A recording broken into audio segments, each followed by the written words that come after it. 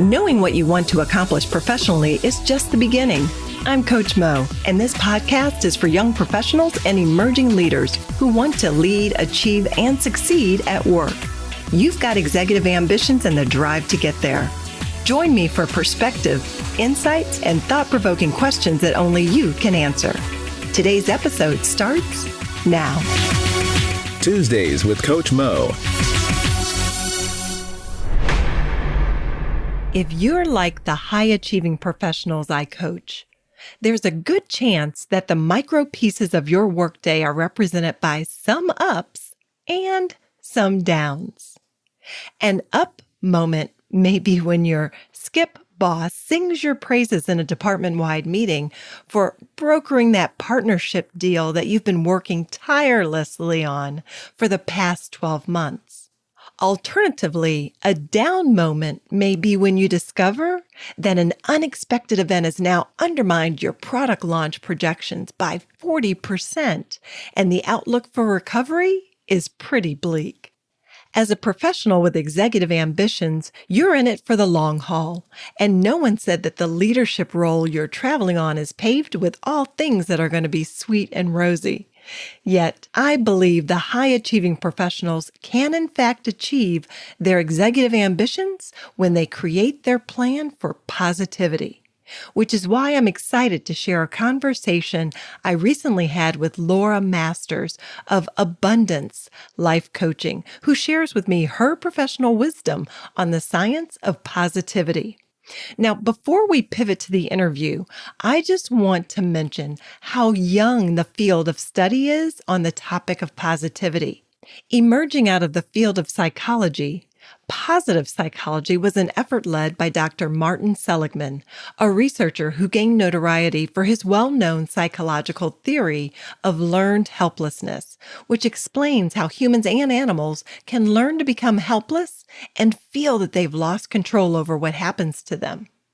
As it is explained on positivepsychology.com, Dr. Seligman was known to have become frustrated that the field of psychology was narrowly focused on the negative, with so much attention of mental illness, trauma, suffering, and pain, and relatively little focus on happiness, well-being, and strengths. That when he was elected to the position of president of the American Psychological Association back in 1998, he took that opportunity to alter the direction of the field and proposed a subfield on the study of life-giving rather than life-depleting, thus the emergence of positive psychology. As a result of research emerging from the field of positive psychology, we're learning now how to harness the power of shifting one's perspective to maximize the potential for happiness in many of our everyday behaviors. Enjoy my conversation with Laura Masters. So, Laura, what is your definition of positivity? My definition of positivity would probably lie in the idea that it's a frame of mind, that it's a practice and a way of being that's being leans on the edge of optimism in your attitude. And you're the kind of person who looks for solutions. You see the good in things. You expect results and success. And it's like a muscle you cultivate and a viewpoint and a way of being in the world. I love that. A muscle you cultivate. Some time ago, I took advantage of a free course at Coursera with Dr. Barbara Fredrickson. What is she, out of UNC? And it was a course on positive psychology. And I do recall her sharing her research around broaden and build. Will you share with our audience what that research is all about and what are some of the outstanding insights? Yeah. So I love the broaden and build theory. She talks about the power of positive emotions, and positive emotions are what make up positivity. They're the feelings that make you feel really good. They're that, joy, happiness, tranquility, enthusiasm, appreciation, gratitude, all those feelings. And when those feelings are those are the ones you're experiencing, then what happens is it sets you up to see the world differently. You're in a positive spot. It's where human beings create. It's where they are able to see more, register more, have more expansive thinking. You're more able to attend to others. You're open to ideas. You want to explore. You connect better. You have more safety. It opens up your mind. And so it broadens your ability to take in life, to experience life, to try life, all that stuff. And what that does eventually is that it broadens, so broadens and then builds your resources, because as you do all of that, you gain more knowledge, you gain more skills, you have more abilities, you meet people, you make connections, things start to snap and check and move in your life.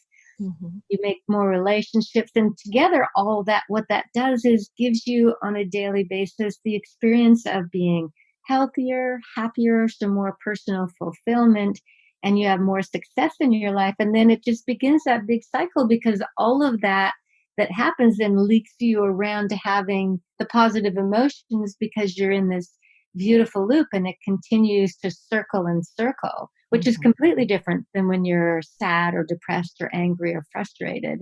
And so it's a feed loop that really works well. And in fact, in the sciences, it's proven everywhere that really it is the positivity, the positive mindset that actually creates the success. It's not the success that creates the other. You have to build that muscle to get into that beautiful loop.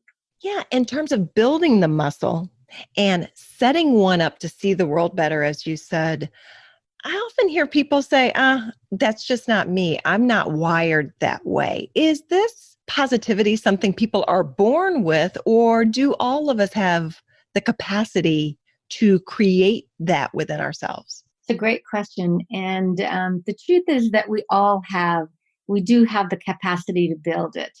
So what happens is we do have the ability to build that is built into our neuroplasticity, the ability that we can create systems in our mind.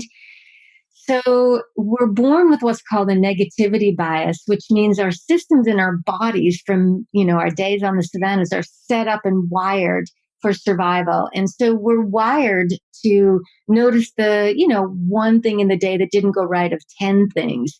And so to build that up and to change that prehistoric focus that we have, the skill is to learn what positive emotions are, how they feed us, how that loop works. And then it's about building it into your day. Barbara Fredrickson also talks about the 3-to-1 positivity ratio. And to overcome one negative experience in your day, she says we must have at least 3 to 4 positive, heartfelt emotions. And so, really, the prescription is, schedule joy into your life, schedule time into your life to do things that you love. Take time to notice people, feel love, be present, meditate, all those things that build up the positive emotions slowly builds an inner resource, so that when times get tough and when we're in a pandemic and we're in situations that are difficult, we have built this inner resource to go to that will serve us. And we have the neural physiology of happiness. We have the neural physiology of tranquility and coherence that we can turn back into. But the trick is to build, like James Clear, the atomic habits, the small habits every day, to build ourselves up in this area called resilience, which would then allow us to live our lives beautifully, at least better in times of struggle. Hmm. And will you share an example of someone who you know through your work as a life coach who has applied the 3-to-1, the positivity ratio? And I will put in the show notes for the audience a link to Barbara Fredrickson's positivity ratio, because that in and of itself is a really good go-to resource to start to gain that awareness for yourself. So what example do you have, Laura, to speak to that really illuminates how powerful the positivity ratio is? Yeah. Well, I can give a personal example. And actually, it was for me the moment when I really, truly began to believe in building up authentic positivity. And I underscore authentic because people can tell the Pollyanna fakes, right? I mean, we know this, oh, life is just good, so it's authentic. It's authentic. So what happened was some time ago, I had a day when a lot of things happened. And one of them that happened on that day was my mom passed away I had a catastrophe in my house. I mean, it was like everything was broken down. And I mean, I was in a terrible place of stress. And so one of the things that I do is deep breathing. I do it on my heart math device. And so I thought, okay, I've been doing this. I've been practicing all this positivity stuff. If I can take myself out of this state, which was that, that terrible place of anxiety where you just can't see it ever ending and things getting better. And what is it all worth? And why are we here? One of those existential moments. And I got on my heart math machine and it took me 13 or 14 minutes, but I got myself back to where I was showing coherence on the biofeedback machine and I could feel the shift in my body. And then after that, I thought, okay, so that's one. And then I went out to my garden and I looked at my flowers and I did a little bit of gardening. And then, so that was just enjoying the moment. Then I came back into my office and I wrote a few thank you notes to some friends who had done some nice things lately, going over those positive things. And then I went for a run and I built myself up physically. And by the end of the day, I was back in a good place and able to handle things that were going on because I truly used that ratio. Mm-hmm. And you took control and took certain steps to Right. create that for yourself. Mhm. Oftentimes I hear the term positivity used interchangeably with happiness. What is the distinction between the use of that terminology or the ideas of happiness compared to positivity? Well, happiness is a feeling and positivity is more like a mindset. So happiness can't always be in your control. It often depends on outside things happening. When my kids appreciate me, when my love does this, or, when good things happen in my life. So positivity is a mindset and a muscle and a skill set that you work on. Happiness is generally short lived. Like when you think about even when you're so happy, that ends. Positivity is a muscle that can go on and serve you for a long time. Happiness is a disposition. Positivity is life changing and it will really change you. It leads to contentment. And positivity is a choice that you can make. Happiness is a feeling that settles from other things that have happened or you've noticed or things that you felt inside. And so happiness is a feeling and positivity is a gorgeous mindset and skill set that you can build for yourself that lasts over time. Mm-hmm. Has some longevity to it. And Right. when you think of, let's say, a listener now wants to take some definitive action and they want to step away from any computer. So going to a positivity ratio is not their thing. What are some options for someone to do right now within the hour to generate positivity in their life? What resources are available? Well, positive emotions arise when we have a meaningful experience. So I would suggest that they, first of all, a couple of minutes of really deep breathing never hurts. Writing down 3 things that you're really grateful, heartfully grateful in your life, doing one kind thing, send an email to somebody that you really care about, listen to a song that you love, maybe order a book you want to read, but finding and bringing into every moment of your day at some point, not every moment of course, but bringing into your day the things that are meaningful and bring joy to your life and really being aware of what those are and cultivating them and scripting them in. I mean, we are so busy, sometimes we have to schedule that in, like from 12 to 12:30 I am going to do nothing but things that I absolutely love. But that would be a good way to start. Mm-hmm. I really like that because, in particular, a meaningful experience is going to be different for everyone, right? Yeah. Yeah. But think about something meaningful for you that is possible within a short time frame. Couple that with one kind thing, an expression of appreciation, expression of gratitude, and then possibly bring in an auditory factor, listen to a song. I will add possibly, as I say that, I'm thinking maybe talk to a friend, that individual who helps to evoke that positive sensation within you. Laura, I truly appreciate your time with me today on this podcast. What are just your final thoughts as it relates to individuals building their muscle of positivity?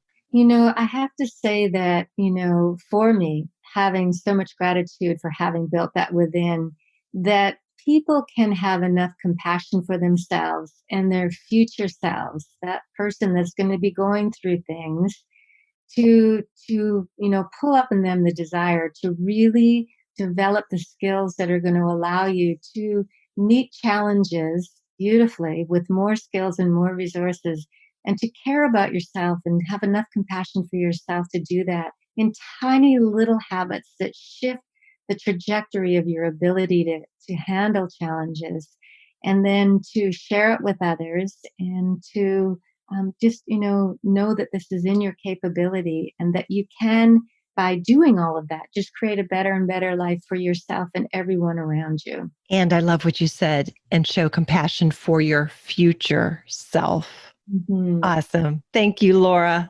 You're so welcome. Pleasure to be here. I'm reminded of something I learned from reading Dr. Barbara Fredrickson's book, Positivity.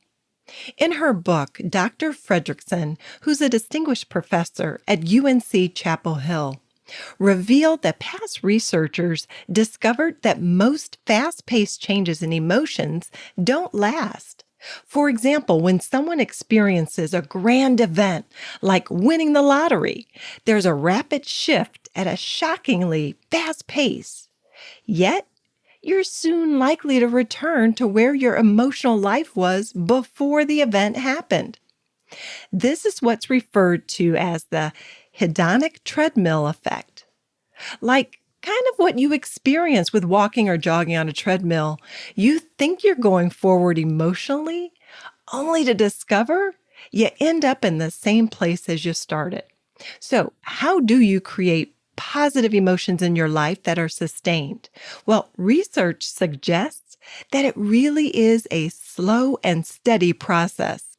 As Laura Masters mentioned in our conversation, there are in fact things that you can do right now to begin building your inner well of positivity. For example, if there are people in your life who uplift you, make the effort to keep in touch with them. Make time for conversations with them. If there are certain scents or aromas that are pleasurable for you, have them within close reach. I once had a coworker who experienced feelings of calm and positivity with the scent of lavender. So she actually kept a couple of sachets of lavender in her desk drawer. Alternatively, if music evokes positive emotions within you, grab your earbuds for brief moments of listening pleasure during your day. Or visually consider having pictures of your pet or your favorite chill out spot. Like for me, it's that backyard hammock I have between two palm trees. Or possibly an image of a scenery that evokes positive emotions within you, such as a favorite vacation place.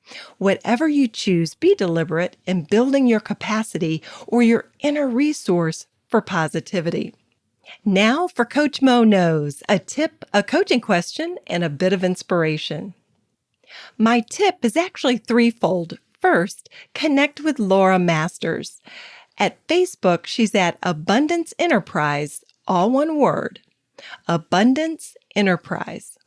Second, connect with Laura. She's currently offering a special coaching package. I'll be sure to have her contact information in the show notes for today's episode. And third, consider joining Laura in her 6-week online class, The Science of Positivity, beginning September 15th, 2020, in cooperation with the Center for Coach Certification. This is an International Coaching Federation accredited program. It will be a 6-week program offered once a week for 90 minutes a week. So be sure to check that out. And again, information will be in the show notes for today's podcast. In terms of your coaching question this week, it actually is going to be in the form of a sample coaching exercise on positivity. So on a scale of 1 to 10, rate the kind of day you had yesterday, 10 being great and 1 not so great. And then answer these 3 short questions as you consider how you rated your day yesterday. First, what were you doing? Second, what were you feeling? And third, were you interacting with others or were you alone? The general premise of the sample exercise is to get you thinking about the micro pieces of your day. Continue to self-rate each day for a period of, let's say, 1 to 2 weeks. And then start to determine for yourself what is the opportunity for you in generating the positivity you want as you build your positivity muscle. And our inspiration this week comes from the sports world, New York Yankees great Derek Jeter, who said, "I go into every game thinking I'm going to be the hero. I have to, or I wouldn't enjoy it." Hey, if you're a first-time listener for Tuesdays with Coach Mo, welcome. Please do subscribe, leave a review, and a rating. And if you have a podcast idea you'd like to hear, or if you're experiencing a workplace dilemma that you'd like my thoughts on, please follow me on Instagram at Tuesdays with Coach Mo and send me a message. I'll be sure to get back with you with my thoughts and perspective on how to navigate your situation. Until next time. That's a wrap for this episode of Tuesdays with Coach Mo. Showing up here tells me you're willing to invest in yourself and your career. Get additional resources at TuesdaysWithCoachMo.com. Please subscribe and leave a review. I'd love to get your feedback. Till next time, this is Coach Mo signing off. Tuesdays with Coach Mo.